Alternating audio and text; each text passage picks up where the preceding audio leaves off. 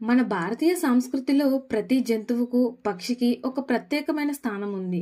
వాటి ప్రవర్తన ఆధారంగా భవిష్యత్తు సూచనల్ని తెలుసుకునే శాస్త్రాన్నే శకున శాస్త్రం అంటారు.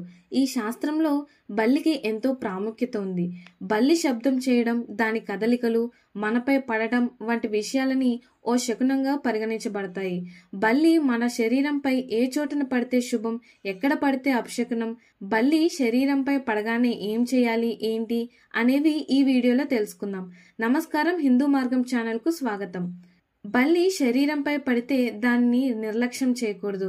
ఇది ఒక శుభసూచకంగా భావించబడుతుంది. దీని ఆధారంగా మనం కొన్ని జాగ్రత్తలు తీసుకోవాలి.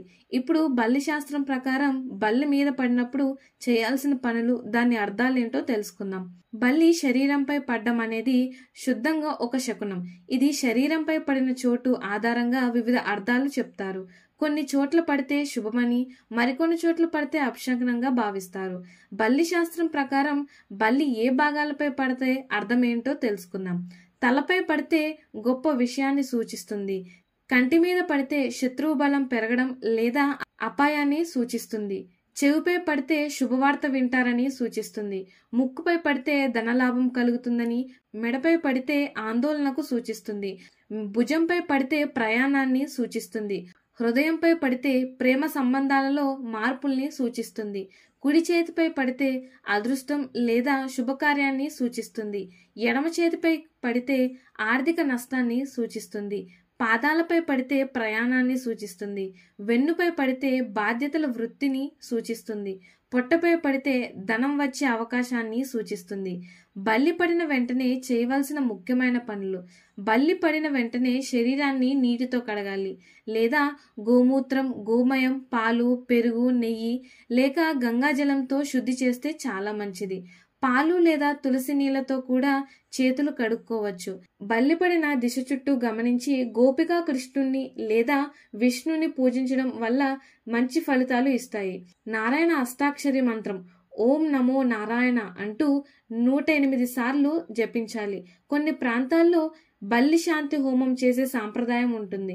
ముఖ్యంగా బల్లి తలపై లేదా గుండెపై పడితే ఇది చేయడం చాలా మంచిది.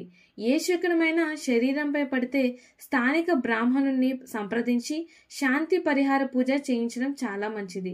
బల్లి శరీరంపై రాత్రి 12 తర్వాత పడితే ఇది తీవ్రమైన శకునంగా భావిస్తారు. ఆ సమయంలో విష్ణు సహస్రనామం, లలిత సహస్రనామం వంటి మంత్రజపం చేయడం చాలా మంచిది. గరుడ పురాణం, శకున శాస్త్రం వంటి గ్రంథాల్లో బల్లి శకునాల ప్రాముఖ్యతను క్లియర్గా వివరించబడ్డాయి. ఉదయం 4 నుంచి 6 గంటల సమయంలో బల్లి పడితే శుభసూచకం. ఉదయం 6 గంటల నుంచి 12 గంటల సమయంలో బల్లి పడితే మిశ్రమ ఫలితాలు కలుగుతాయి. మధ్యాహ్నం 12 నుంచి 3 గంటల సమయంలో బల్లి పడితే అపశకున సూచనగా భావించబడుతుంది. సాయంత్రం 3 నుంచి 6 గంటల సమయంలో బల్లి పడితే శుభాన్ని సూచిస్తుంది. రాత్రి 6 నుంచి 9 గంటల సమయంలో బల్లి పడితే ఆందోళనను సూచిస్తుంది. రాత్రి 9 నుంచి 12 గంటల సమయంలో బల్లి పడితే ఆత్మీయుల వద్ద నుంచి శోక వార్తను వింటారు. అర్ధరాత్రి 12 తర్వాత బల్లి పడితే తీవ్ర అపశకునమని, మంత్రహోమం చేయించాలని అంటారు. ఇప్పుడు బల్లి శబ్దం మరియు దాని అర్థాలు తెలుసుకుందాం. ఎడమవైపున బల్లి అరిస్తే శుభాన్ని సూచిస్తుంది. కుడివైపున బల్లి అరిస్తే అపశకునాన్ని సూచిస్తుంది. పదే పదే బల్లి అరిస్తే ఆపదకు సూచిస్తుంది మరియు ఆలస్యంగా ప్రయాణం చేయడం మంచిది. తప్పక తీసుకోవాల్సిన జాగ్రత్తలు ఏంటంటే బల్లిని హింసించవద్దు, ఇది పాపం. బల్లి పడిన విషయం ఎవరికి చెప్పకూడదు. దాన్ని గౌప్యంగా ఉంచి శాంతి చేయించుకోవాలి.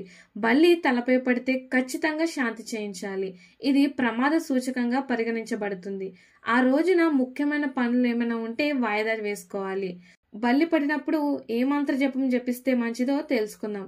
మొదటిది శాంతి మంత్రం, రెండవది నారాయణ మంత్రం, మూడవది గరుడ మంత్రం లేదా లలిత సహస్రనామాలు జపించినా చాలా మంచిది. బల్లి శాంతి పూజ విధానం: నారాయణునికి అభిషేకం చేయాలి, గరుడ పంచాశతి పఠించాలి, నైవేద్యం సమర్పించాలి, బల్లి పడిన విషయాన్ని చెప్పి క్షమాపణగా మొక్కాలి. బల్లి శరీరంపై పడితే అది భయపడే విషయం కాదు, అయితే దాన్ని నిర్లక్ష్యం చేయకూడదు. శాస్త్రపరంగా పెద్దల నమ్మకాల ప్రకారంగా అది శకునంగా భావించి జాగ్రత్తలు తీసుకోవాలి. మానసిక శాంతికి, భయ నివారణకు, శుభ ఫలితాల కోసం బల్లి శాంతి పూజ లేదా మంత్రజపాలు చేయవచ్చు. ఇలాంటి మరిన్ని ఇన్ఫర్మేటివ్ వీడియోస్ కోసం మా ఛానల్ని సబ్స్క్రైబ్ చేయండి.